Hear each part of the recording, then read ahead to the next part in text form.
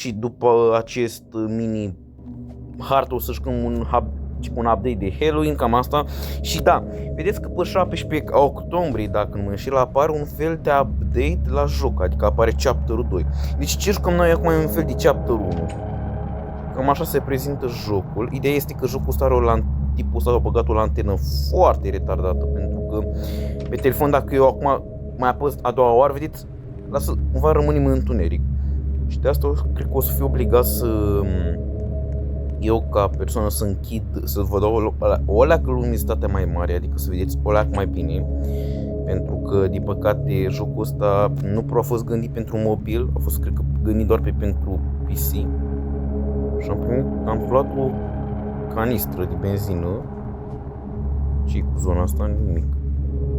Deci, gândiți-vă cât e nașpa e pentru că nu se vede deloc în videoclip, pentru că am luat chiar neagră și acum a trebuit să nu și chiar bleu aia. Da. Datorită ce iurea, frate, că eu mă întreb o treabă înainte toate. Bă, înțeleg că faci jocuri, dar măcar te verific. Ok, o să ne ducem în subsolul mai încolo. Eu mă sunt curios. Oamenii ăștia când fac jocurile astea, măcar se verifică. Adică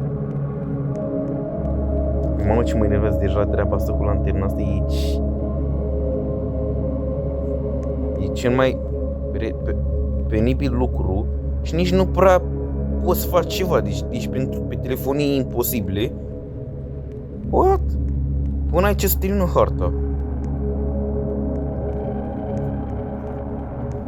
Deci până aici pentru noi, într-un fel, jocul este finalizat. Deci deja zona asta într-un fel e finalul. Când e lucrat în continuare. Ori jocul este în lucru într-un fel, adică după ce apare chapterul 2, cumva chapterul 1 o să fie mai ca lumea a făcut, poate. Și așa poate o să avem o continuare a jocului ăsta, dar și poate o bunătățire a lanternei. Pentru că, sincer, mi se pare o bătaie de jocul lanterna asta. Adică eu când mă uit după, uite, de ce s-a închis? Adică e foarte nefăcut pentru telefon. Și asta e la cam deranjator, pentru că gândiți-vă că nu o să prea vedeți ca lumea.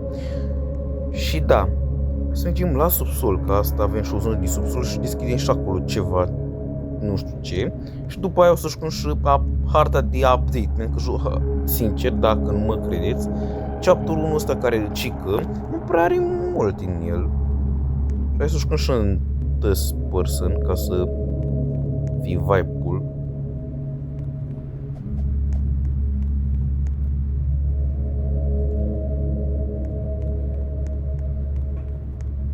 Ce mă enervează treaba asta cu lanterna asta, frate. Ok, no, hai să nu ne enervăm, că hai să strică vibe-ul jocului. Ok, e cheia bună, deci trebuie să ne uităm în inventory. O altă canistră. Mă, cumva noi trebuie să adunăm canistre. Sunt curios. Am mai văzut canistre prin hartă. Canistră de benzină. Asta trebuie să adunăm, cred. Bă, în rest, jocul, bă, se prezintă ca lumea, este într-un fel un joc simplu, dar care dacă s-ar lucra ca lumea și s-ar lucra mult, bă, ar avea un succes, sincer. Dacă și creatorul ar conștientiza și ar face și pentru mobil și pentru PC o viață mult mai bună. Ca și eu ăsta care mă joc de pe telefon să nu mă chinui pentru că jocul e făcut pentru PC doar. Ar fi un lucru foarte mișto dacă ar face tipul. Văd că o făcut și pentru PC, pentru telefon, pentru RAN. Dar la partea cu lanternă nu mă enervează. Și uite, avem și sus-jos. Adică, bă, vedeți că e bine lucrat. Ce trebuie să fac? Să dau la canistra asta sau trebuie să colectez cumva canistri? Sau ăsta e cumva obiectivul meu? Sunt curios. Ăsta e obiectivul meu? Să colectez canistri. Yeah. Și după ce colectăm canistrele astea, poate nu cred că avem așa un obiectiv oarecare. doar să explorăm harta cumva. E ceva foarte simplu, sincer. Și sunt curios, peritos dacă mă împing în el. N-are ancor. Da, n-are ancor. Wow. Ok. Nu dau hate. Că cine nu uită să facă chestia asta. Ancorul e un lucru care mulți jucători și mulți creatori de pe Roblox o uită să facă, adică să bagi ancor. Bă, dar jocul principal mi-e place. E cumva arată că se poate și cumva are un potențial să ajungă un joc bunicel. Dar, bă, orice începe de la greșeli. Ok, din greșeli se învață. Vreau să încerc să sar. Uite așa. Bun. Deci pot să...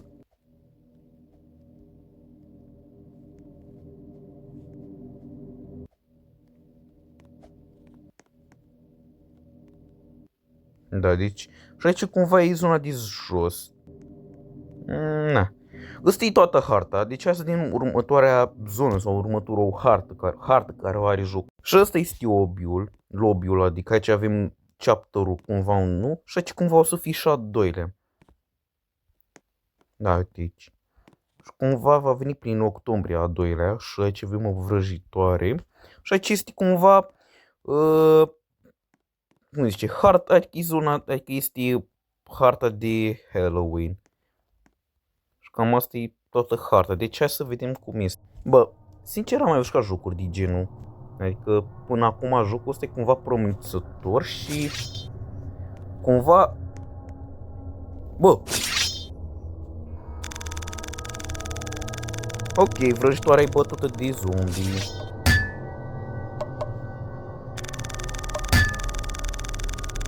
Bă, nu mă întreb, pot să bat și o vrăjitoare? Ok, nu. Ok, bă... Hai că bine că mi-au băgat o torță, bine. Hai să vedem. Trebuie să facem cică... Deci văd că avem și zombie, deci ne putem bate. Interesant. Hai că de data asta nu mai avem porcării de lantern și avem o torță ca lumea. Torci.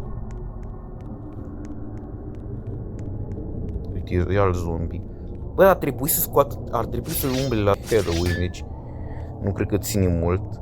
Și văd cum ăla să ies din afară.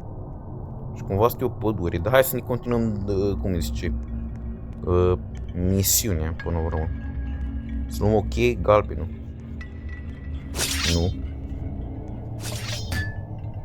Dacă am zombie și nu prea mă urmăresc, adică sunt destui de beți.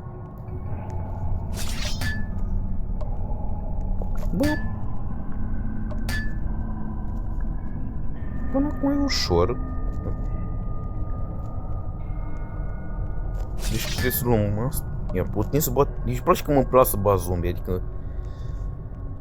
Măcar aici... Na. Și ne întoarcem. Bine că avem sprint pe jocul ăsta și nu... Că... Nu știu dacă știți jocul Abandoned Factory. În jocul ăsta, diferența cu ăsta, ăla nu ai cum să fugi. Pentru că creatorul nu s-o gândit pentru telefon. Ai treaba. Eu s-o gândit... Cel care a făcut Factory și restul jocurile alea care le-am jucat pe canal și mi-au plăcut foarte mult cum se prezentau, ei, toate jocurile alea n-aveau sprint. Și ăsta l-are. Dar, bă, e de apreciat că sunt creatori noi și încearcă să facă jocuri de genul. Dar păcat că multe jocuri din astea care au potențial sunt cumva date jos, nu prea joacă playerii. Nu știu ce, păcat, adică sunt jocuri cumva interesante și au potențial enorm. Și cam asta am observat, lumea. Bine, acum multă lume joacă jocuri mai cu brainrot și chestii genul, dar uite că măcar văd creatori din ăștia care încearcă ceva și o să încerc să îi susțin și eu, pe la urmă, la timpul meu. Pentru că și eu la timpul meu am făcut și eu jocuri, de păcate nu le mai am.